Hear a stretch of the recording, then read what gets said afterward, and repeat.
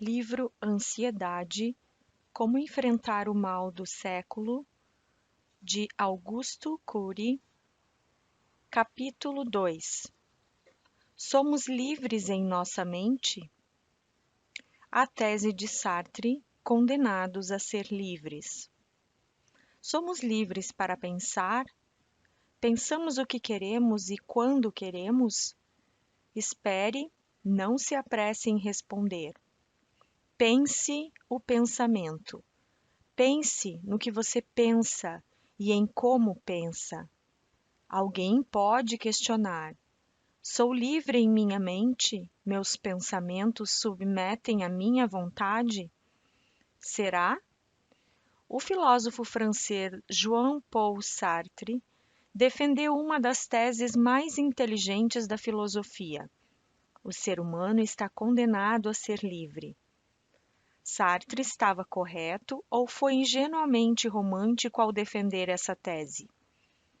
Somos livres dentro de nós mesmos?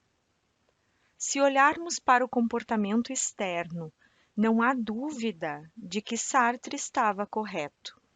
Um presidiário pode ter seu corpo confinado atrás das grades, mas sua mente é livre para pensar, fantasiar, sonhar, imaginar.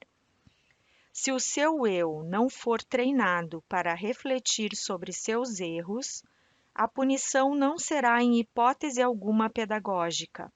Pelo contrário, os fenômenos que constroem cadeias de pensamentos farão uma leitura multifocal da memória ao longo de dias, meses e anos, construindo imagens mentais sobre fuga, túneis, abreviamento da pena. Enfim, tudo para escapar de um cárcere mais grave que o cárcere físico, o cárcere da angústia, do tédio, da ansiedade asfixiante. Quem construiu as prisões ao longo da história não estudou o processo de construção de pensamentos, não entendeu que a mente jamais pode ser aprisionada. Porque os ditadores, por mais brutais que sejam, por mais que controlem seu povo com mão de ferro, caem? Porque ninguém pode controlar a movimentação do eu e seus anseios pela liberdade. Um bebê terá vontade de sair dos braços da mãe para explorar o ambiente. Um adolescente se arriscará a fazer novos amigos, ainda que seja tímido. Uma pessoa marcada por uma fobia desviará do objeto fóbico. Enfim, irá ao encontro da sua liberdade. Por esse ângulo, Sartre estava corretíssimo. O ser humano está condenado a ser livre. A sua tese alicerça, inclusive, os direitos e deveres civis dos cidadãos nas sociedades democráticas. Nelas, temos a liberdade de expressar nossos pensamentos, de ir e vir. Mancé. Por um lado, ansiamos desesperadamente ser livres, por outro, ao observarmos atentamente o processo de construção de pensamentos e as sofisticadas armadilhas que ele encerra, veremos que a tese de Sartre é ingênua e romântica. Infelizmente, não somos livres como gostaríamos de ser no âmago do intelecto. Aliás, os piores cárceres, as piores masmorras, as mais apertadas algemas podem estar dentro de nós. Vejamos.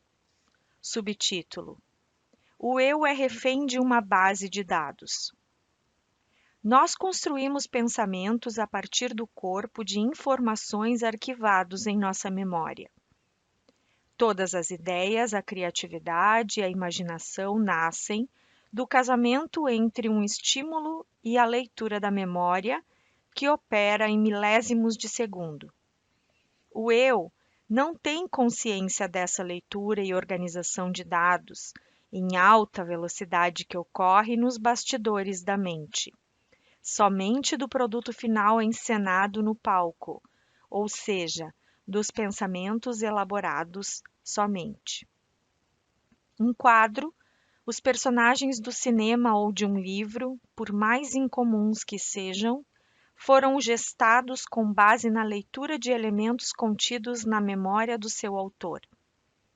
E a memória é um produto de nossa carga genética, do útero materno, do ambiente social, do meio educacional e das relações do nosso eu com a própria mente.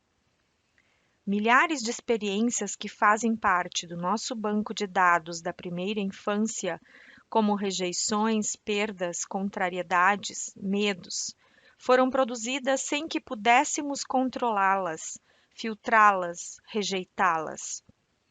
Claro que hoje, como adultos, fazemos escolhas, tomamos atitudes, mas nossas escolhas são pautadas pela base de dados que já temos. E, portanto, nossa liberdade não é plena como Sartre pensava.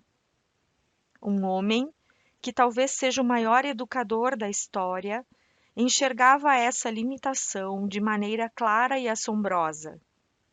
Quando estava morrendo sobre o madeiro, há mais de 2000 anos, disse algo surpreendente: Pai, perdoai-os porque eles não sabem o que fazem.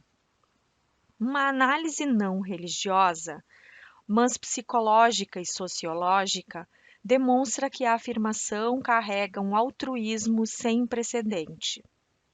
Mas, ao mesmo tempo, parece inaceitável sua atitude de proteger os carrascos. Os soldados romanos sabiam o que faziam, cumpriam a peça condenatória de Pilatos.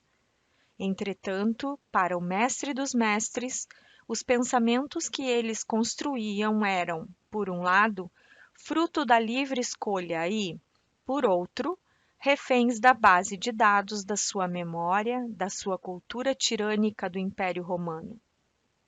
Cumpriam ordens, não eram completamente autônomos nem donos do próprio destino.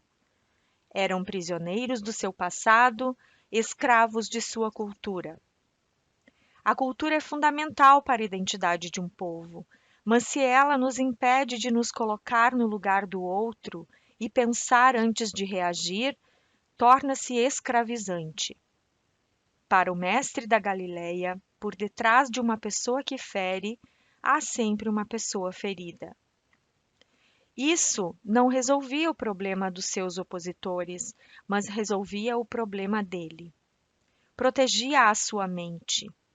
Se eu não carregava as loucuras e agressividades que não lhe pertenciam, sua tolerância o aliviava, mesmo quando o mundo desabava sobre ele. Subtítulo: O eu pode ser dominado pelo fenômeno do alto fluxo. Não deixamos de ser livres apenas porque somos reféns do nosso passado, da liberdade circunscrita a uma história existencial. Mesmo dentro dessa base de dados, não temos plena liberdade de escolha, como Sartre pensava. Imagine que tenhamos milhões de tijolos em nossa memória que advém da carga genética, da relação com os pais, irmãos, amigos, das experiências na escola, das informações dos livros, do processo de introspecção.